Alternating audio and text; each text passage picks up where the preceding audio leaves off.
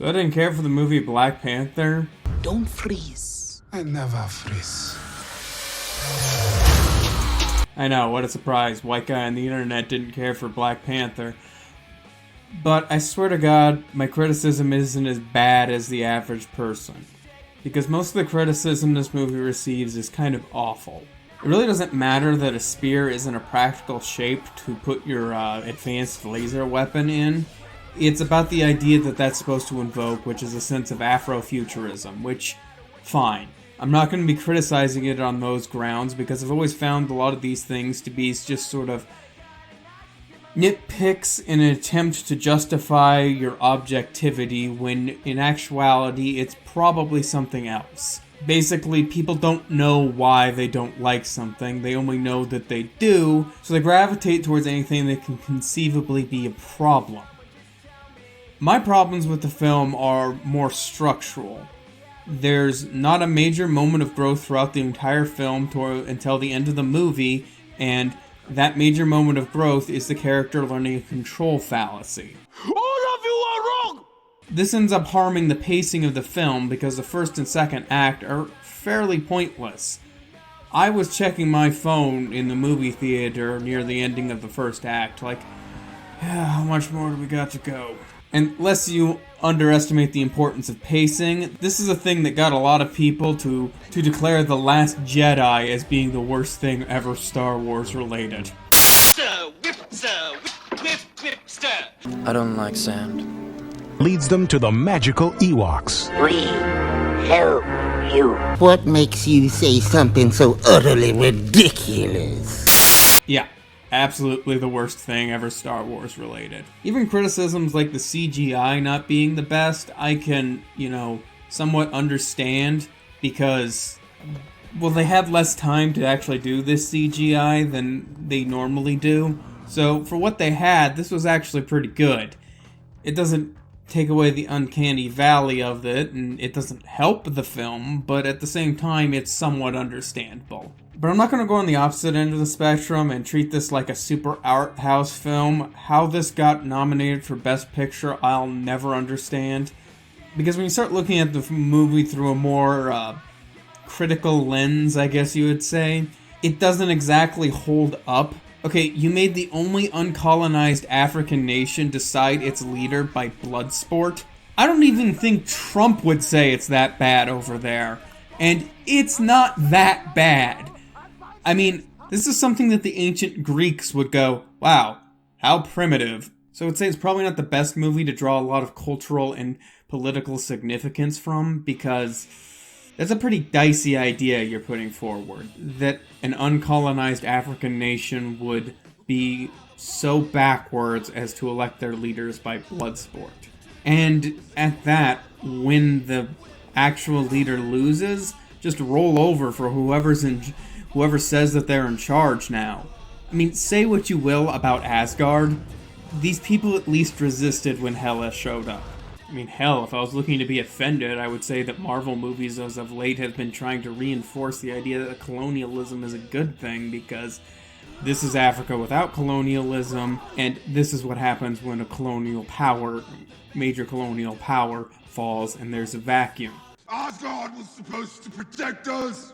Asgard is destroyed. Yeah, okay, not the best ideas to be putting forward, but again, I'm inclined to just give the movie the benefit of the doubt and assume it's a dumb superhero movie. But let's focus a little bit less on, potential political implications of the movie, which aren't good, but let's just ignore them. Killmonger is an awful character. Alright, first I should probably say some things about the Marvel Cinematic Universe as a whole, and particularly their villains. There's a common criticism of the MCU is that their villains have never been very strong, but I would counter that with, well, sure, but that's not the focus of the films. Generally speaking, the focus of the films is about the heroes and their trials and tribulations, not the villain, and there's nothing wrong with focusing on that. It works for what it's trying to be. The problem I find with Killmonger is that the movie seems to think that this guy is anything other than another version of Red Skull. That this guy is any better than Aldrich Killian, this guy is any better than Obadiah Stane. He really isn't, and the movie dedicates a lot of time to focusing on him and his backstory, which would have been better served, actually giving the character an arc. Why do I not find Killmonger interesting, despite the fact that seems to be the only thing that most people can agree on? Well, he's just so much what I would expect. There's an idea out there that to write good characters, you need to write characters that have flaws. And, okay, yeah, that's not the worst advice out there. I would say it's a little bit incomplete, though. There are flawed characters that aren't very interesting, and there are flawless characters who are interesting. What you need is a character that is a contradiction in some way. The reason that there's only been one good live-action Superman movie is because of this. Superman is a pretty flawless guy, and he's here to fight for... I'm here to fight for truth and justice in the American way. Despite the fact that nobody seems to believe him.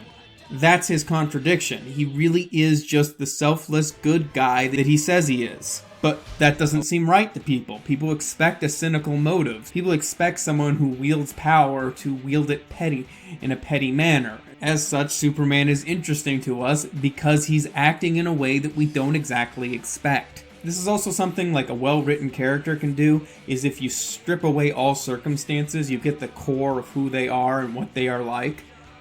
Killmonger is a complete blank slate. Outside of what happened to him, he is nothing. I don't know who this person is other than what appears on the tin. These contradictions help us reveal who a character truly is. Once you strip away the circumstances of where they are, what they're doing, who is this guy? Contradictions in a character allow you to strip the context of the events that they're partaking in and get a sense of who these people actually are.